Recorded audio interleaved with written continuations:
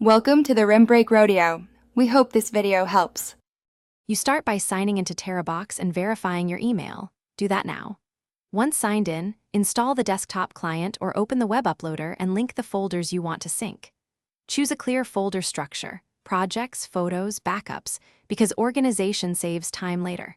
Make sure to enable auto-upload for mobile if you want continuous backups. Once done, confirm available storage and upgrade only if you need more space. You now move files into the Terabox Sync folder or hit Upload on the website. Dragging is fastest for many files. Once items appear, enable Selective Sync to keep large files online only and free local disk space.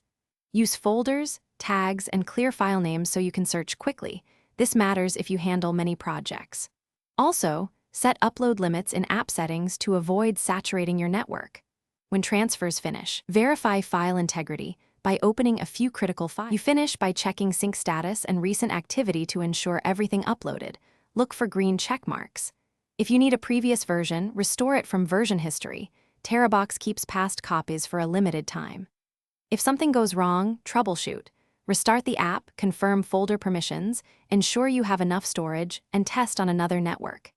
If issues persist, pause and re-enable sync or re-upload problematic files. This usually resolves conflicts quickly. Thanks for watching. Consider subscribing if we helped you.